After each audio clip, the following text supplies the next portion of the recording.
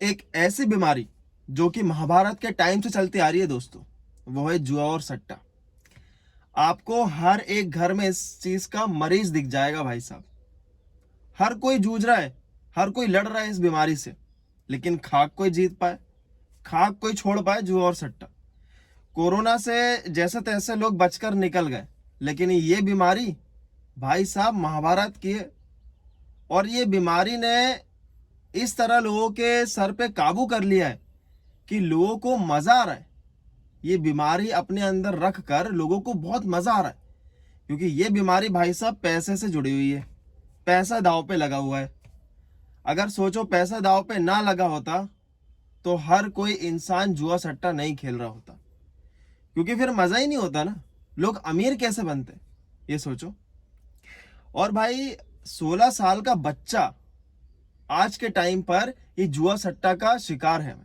Seriously, अभी recently मेरे line में एक बच्चा है जिसने भाई अपने पापा के बैंक अकाउंट से, आप मानोगे नहीं, वो जुए और सट्टे में पता नहीं कैसे, मतलब उस क्या हार गया था, कुछ हार गया तो उससे भाई 10 या 15 हजार चुराना पड़ गया अपने पापा के बैंक अकाउंट से। सोचो, लाइन का किस्सा है, ताजा ताजा अपडेट कल का।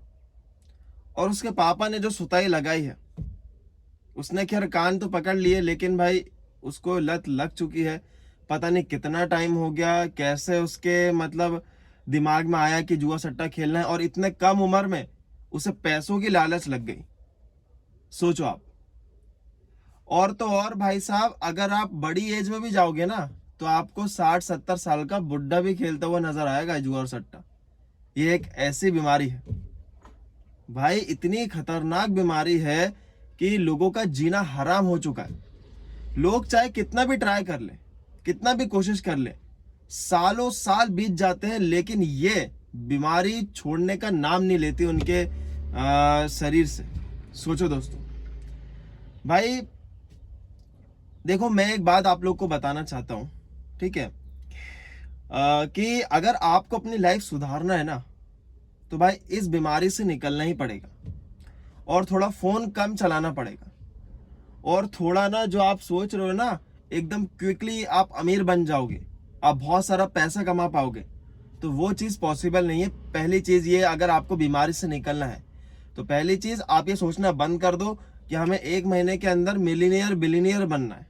ये पॉसिबल नहीं है दोस्तों। जितने भी अमीर लोग हैं, जैसे कि अंबानी हो गए, टाटा हो गए, बहुत सारे अपने इंडिया के एग्जाम्पल ले लो, वो एक झटके में नहीं बने दोस्तों, ठीक है ना।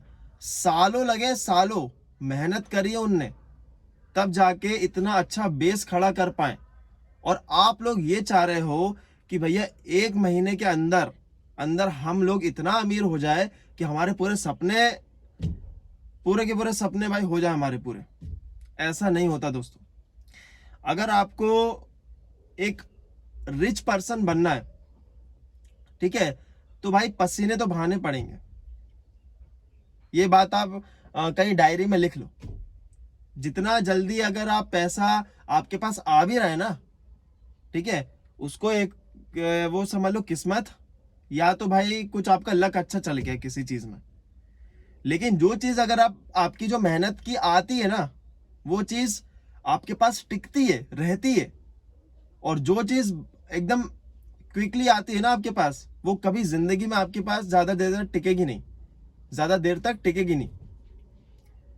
आप कितना भी कोशिश कर लो, ट्राई कर लो, वो पैसा आप अपने पास रख ही नहीं पाओगे। ये गैम्बलिंग की सच्चाई है, ठीक है। आप सोच रहे हो ना कि गैम्बलिंग का पैसा हम इतना सारा कमा, 1 महीने में 1 लाख, 1.5 लाख, 2 लाख। देखो, जिस चीज में मेहनत होती है ना दोस्तों, उस चीज का पैसा खाने में और उड़ाने में एक अलग ही आनंद आता है। अगर वही चीज